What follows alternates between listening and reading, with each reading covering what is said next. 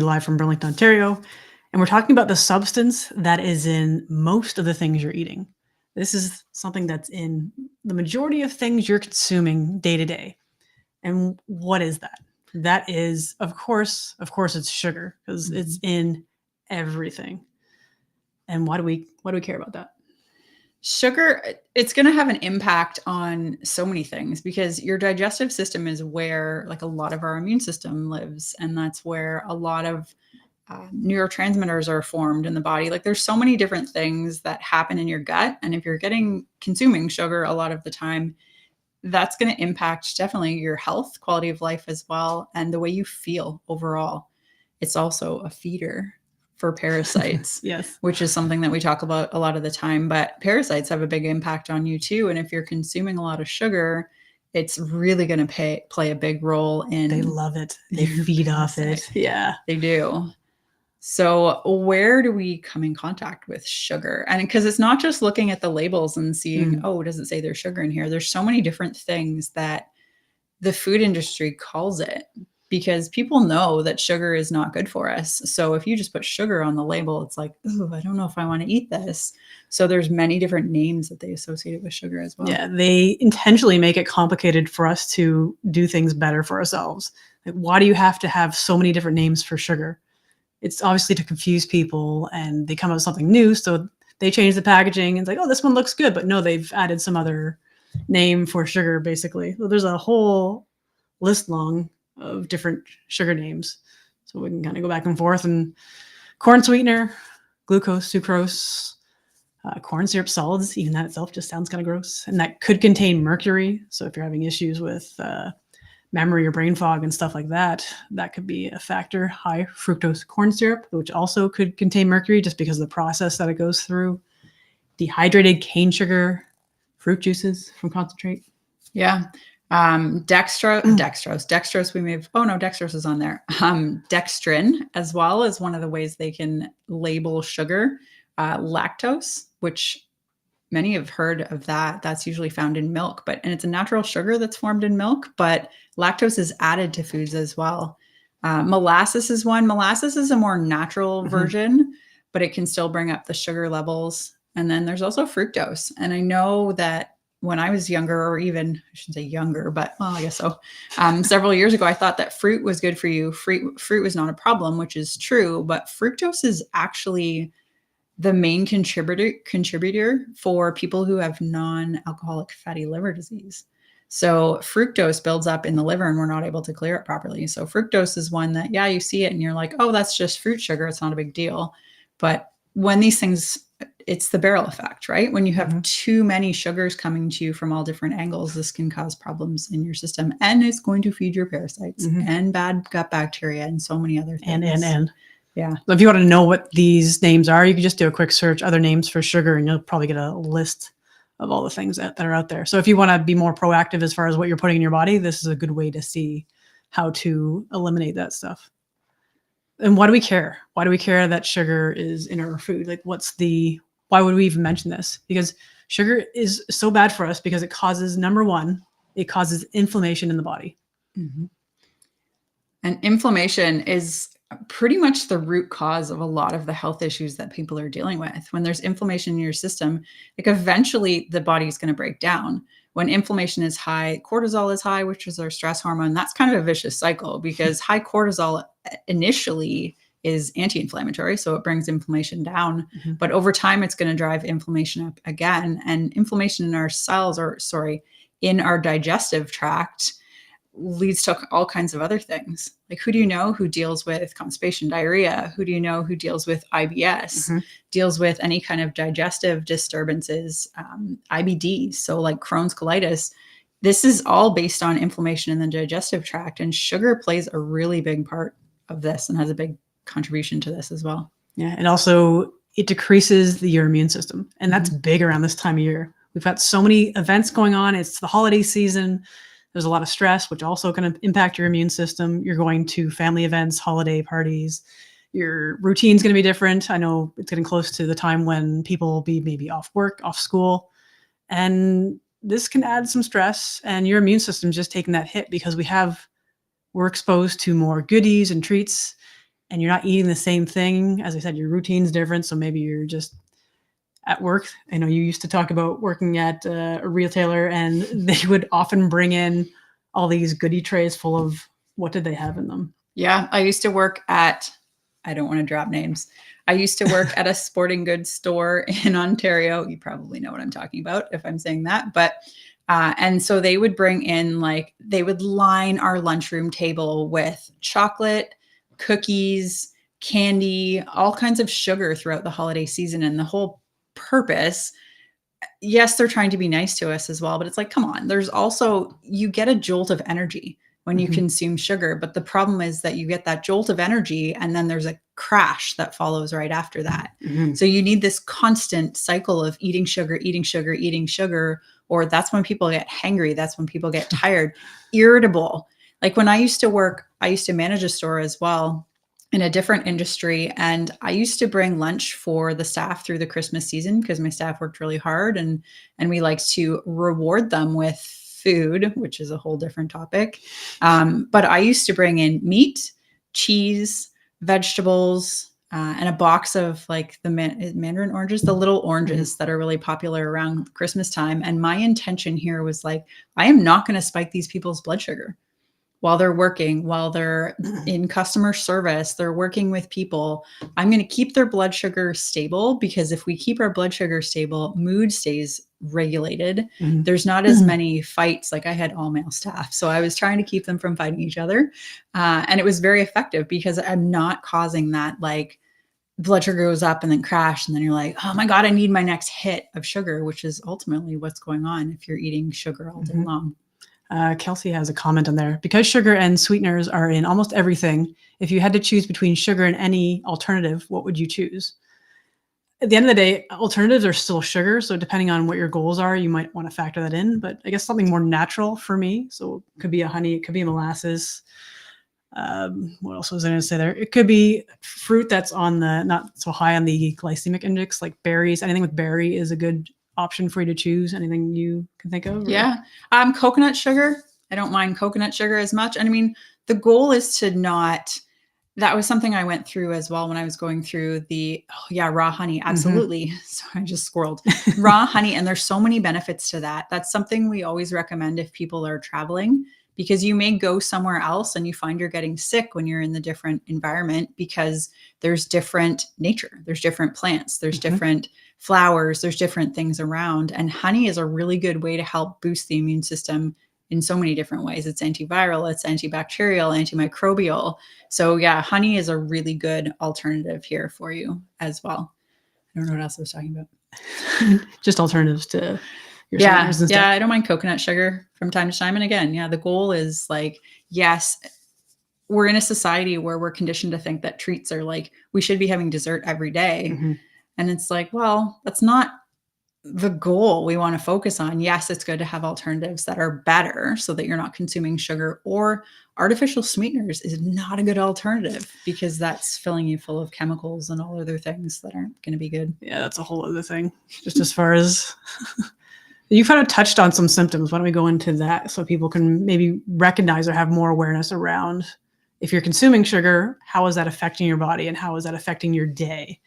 If you're consuming sugar often and having this inflammation, which is the biggest cause of it, you could be experiencing joint pain. Are your knees bothering you? Is maybe your hip or something? Are you having trouble moving around the way you want to? That could come into it. Could be muscle pains as well. You could experience constipation. And if you're constipated, you're not detoxing your system. And this can add to these issues as well. Where do you want to go off to? The joint pain is a really interesting one. I'm glad you touched on that, because most people don't think about that when they think about joint pain. And that used to be kind of an indication for me. And if you're finding that you're consuming sugar, this is something I talked with the clients about this week. If you find you consume sugar and there's like an instant indicator for you, your joints start to hurt, or for this person, and this is something I dealt with in the past too, I would eat cookies or I'd eat chocolate was a big one. And instantly I'd have acne, I'd have breakouts.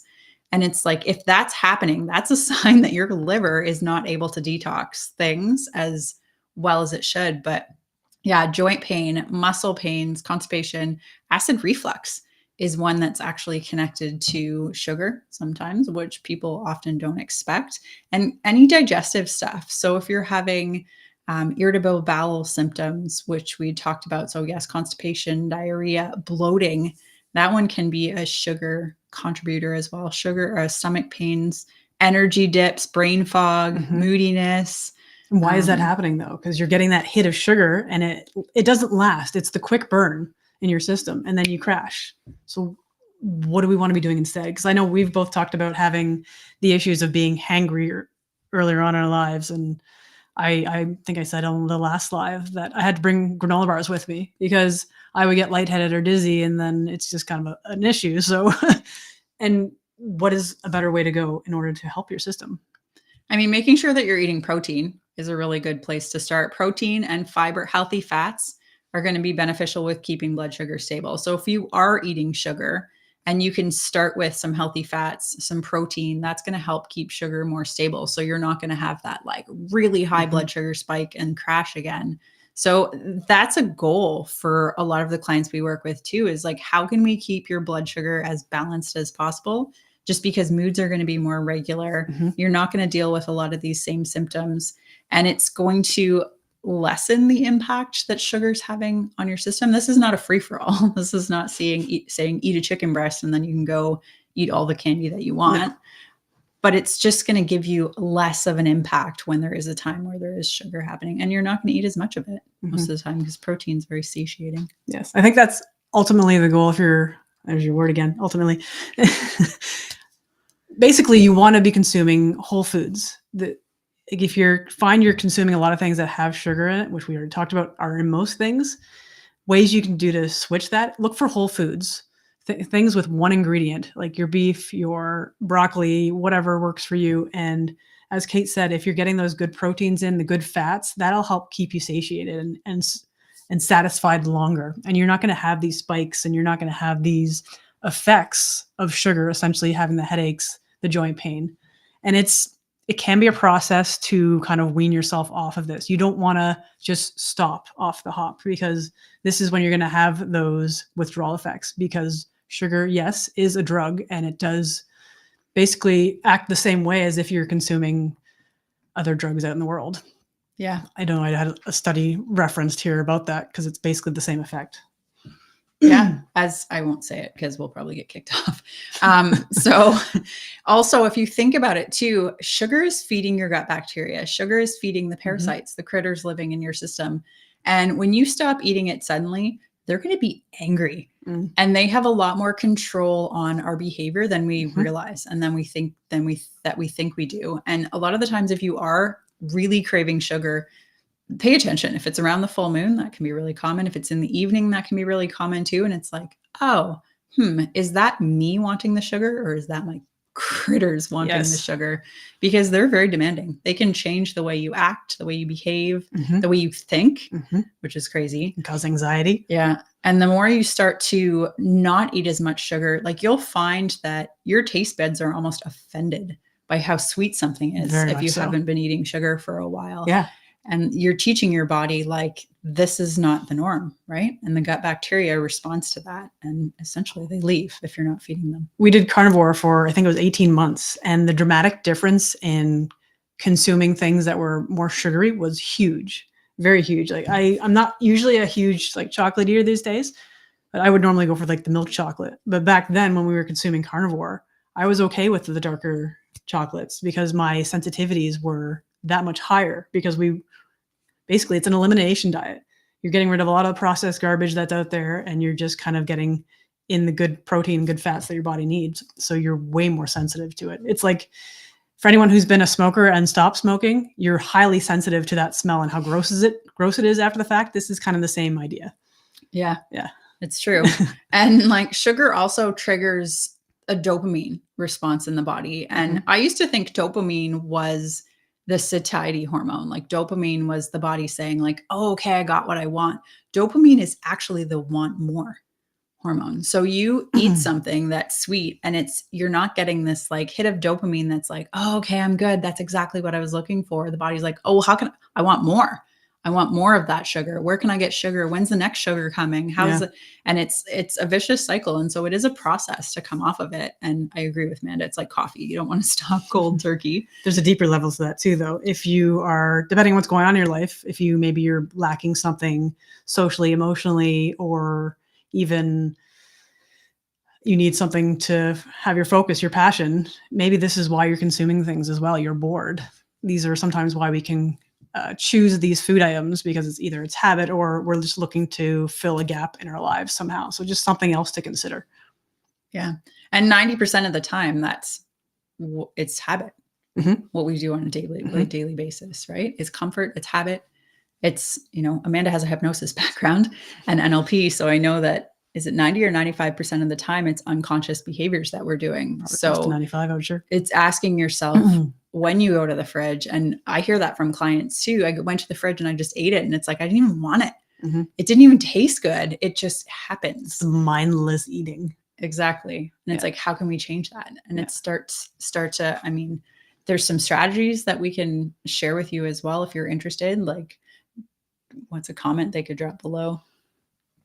Strategy, I don't know. That would work, sure. Yeah. Throw that in there.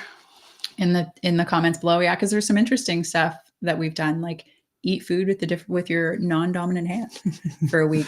You'll notice. You'll make conscious choices. Do I want to eat this versus just like shoveling it into your mouth? Yeah, right? you're making it forward to the conscious mind as opposed to the unconscious mind, which is just that's running all your programs on. You're all in automatic all the time. So until you actually have to think about something, that's when you can make the changes. Just bring it into your awareness a little more so. So we kind of went all over the place. We really did. Talked about hypnosis, NLP, unconscious, conscious, sugar, dopamine, parasites. Ooh, parasites, yes. We just had a new moon as well. So that can affect you with parasites. They are affected by the new moon. And some people, I guess, can be more sensitive to either. Like maybe you're more sensitive to the new moon rather than the full moon. This kind of has a similar effect on parasites. And yeah, there's so much more to parasites that I'm sure we'll talk about again soon. The next full moon, there'll probably be another parasite video because it's something that's so fascinating and something that's not appreciated and not discussed nearly enough in North America, in my opinion. And they are probably a very, very high percentage of the cause of most of the things you're dealing with your health. Yeah. And if you want to have a look at that, do a search parasites and whatever you're dealing with and see what comes up, just as a thought. Yeah, it's very interesting. Do you have anything else you want to No, share? I think we're good. I think if anyone's struggling with any of these issues and wants our help, we can definitely do that. You can either type it in the comments, put help, or send us a message on any of the platforms that we're on. So we'd love to help you in your health journey and get you to a better place so you can have a better life and a better life for yourself and your family. And as we've discussed many times recently, you putting yourself first is not selfish. You are not putting people to the side if you put your own health first. Mm-hmm. The only way you can be at your best and help people, if you've got a business, if you're wherever you're going to work, the only way you can help people the best is by making sure your health is at its optimum. And my parents had their 50th anniversary last week, and I was speaking to some of our old family friends, and one of the comments I said, if you don't have your health, what do you have? And they all agreed. It's so true. So it's just something to think about. If you're ready to work on your health and ready to move forward and have some much better, healthier days, we're here for you. So reach out to us anytime. Yeah. Good. Amazing. Have a wonderful day. Enjoy your weekend, and we'll talk to you soon.